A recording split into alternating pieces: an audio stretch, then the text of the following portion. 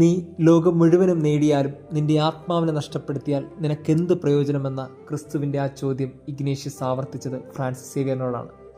കേട്ട ഈ ചോദ്യത്തിന് പിന്നീട് അയാൾ ഉത്തരം കണ്ടെത്താൻ ഓടി നടന്നു.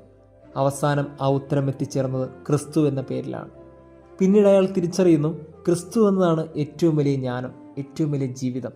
അതുകൊണ്ട് അയാൾ ആ ക്രിസ്തുവിനെ മറ്റുള്ളവർക്ക് പകർന്നു നടക്കാൻ കയ്യിൽ കുരിശുമായി ഓടി നടന്നു. ഈ ഓടി നടന്നത് ക്രിസ്തുവിനെ പറഞ്ഞു കൊടുക്കാനാണ്, ക്രിസ്തുവിനെ കാട്ടിക്കൊടുക്കാനാണ്. പോകുന്നിടത്തെല്ലാം ക്രിസ്തുവിനെക്കുറിച്ച് പ്രഘോഷിച്ചു, ക്രിസ്തുവിൻ്റെ സുവിശേഷം പകർന്നു നൽകി, ജ്ഞാനസ്നാനപ്പെടുത്തി. പിന്നീട് ദൈവം അദ്ദേഹത്തിന് നൽകിയൊരു കരുണയാണ് ആ ശരീരം എന്നും മഴുകാതെ കാത്തു സൂക്ഷിക്കപ്പെടുന്നത്. പ്രിയമുള്ളവരെ, ക്രിസ്തുവിന് വേണ്ടി ആരൊക്കെ നിലകൊണ്ടിട്ടുണ്ടോ, ക്രിസ്തുവിനെക്കുറിച്ച് ആരൊക്കെ സംസാരിച്ചിട്ടുണ്ടോ, അവരൊക്കെ മണ്ണോട് മണ്ണ് ചേരില്ല. അവരൊക്കെ എന്നും ഈ ഭൂമിക്ക് അടയാളമായി കാത്തിരിക്കും, ഫ്രാൻസിസ് സേവ്യറിനെ പോലെ.